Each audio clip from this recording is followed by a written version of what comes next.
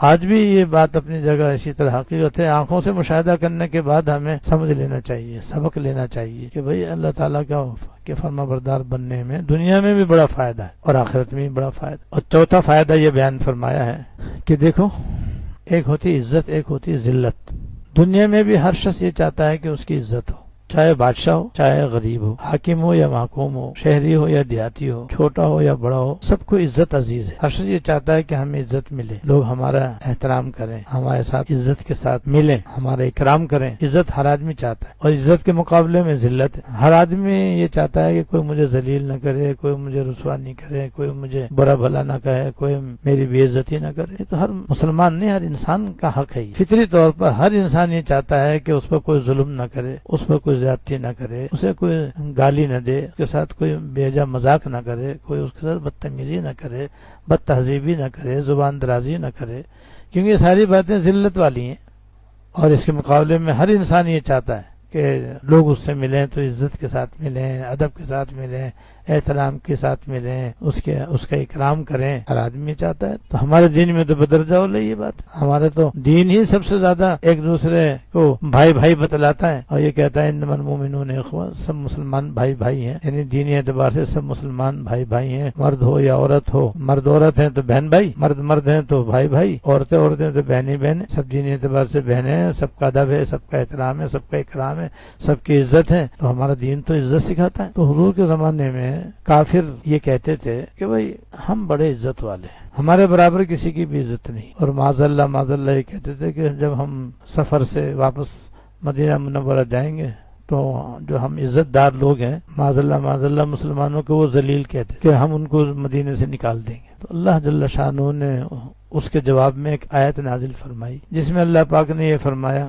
کہ اصل عزت جو ہے وہ تو اللہ جل شانہ کے لیے ہے. وَلِلَّهِ الْعِزَّةُ وَلِرَسُولِهِ وَلِلْمُؤْمِنِينَ، کہ اصل عزت اللہ جل شانہ کے لیے ہے اور اللہ کے رسول کے لیے ہے اور ایمان والوں کے لیے ہے.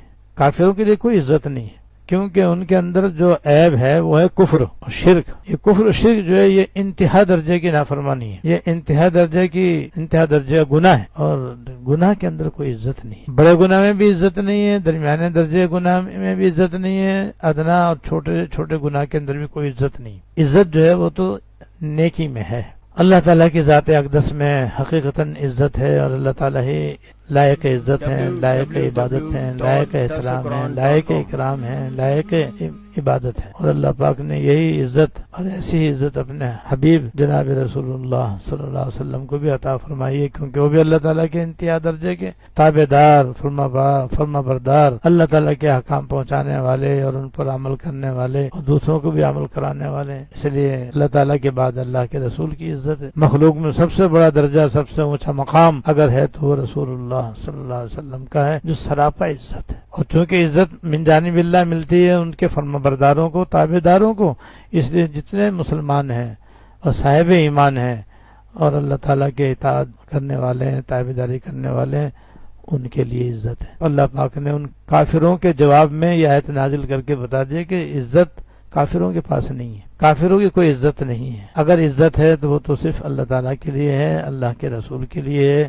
اہل ایمان کے لیے. تو عزت جو ہے وہ مسلمانوں کے لیے ہے، مگر جب وہ اللہ تعالیٰ کی تابعداری کریں، اللہ تعالیٰ کی فرما برداری کریں تو عزت ہی عزت ہے. جب بھی کہیں ذلت آتی ہے، رسوائی آتی ہے، بدنامی آتی ہے، لوگوں کی نظروں سے آدمی گرتا ہے، نافرمانی کی وجہ سے ہوتا ہے. کافروں میں کوئی عزت نہیں ہے، اس لیے کہ وہ حد سے زیادہ اللہ تعالیٰ کے نافرمان ہے، کہ وہ کفر و شرک کے اندر مبتلا ہے. اور اگر کوئی مسلمان کفر کے اندر مبتلا نہیں ہے، فسق و فجور میں مبتلا ہے، تو اس حساب سے اس کی عزت بھی نہیں. چنانچہ تکبر و گناہ ہے، حرام ہے، ناجائز ہے. لیکن جتنا تکبر کرنے والا اپنے آپ کو اپنے خیال میں اچھا سمجھتا ہے اور عزت دار سمجھتا ہے، بڑا سمجھتا ہے، دوسروں کو اپنے سے حقیر سمجھتا ہے اور ذلیل سمجھتا ہے، کمتر سمجھتا ہے، معاملہ بالکل اس کے الٹ ہی ہوتا ہے. کہ جو اپنے آپ کو اپنے خیال میں بڑا سمجھ رہا ہے کہ میں بڑا آدمی ہوں، بڑا اونچا آدمی ہوں، بڑا اچھا آدمی ہوں، میرے برابر کوئی بھی نہیں ہے، جتنا وہ اپنے آپ کو اپنے دل میں اچھا سمجھتا ہے، مخلوق اتنے اس کو خراب اور برا اور ذلیل اور رسوا سمجھتا ہے.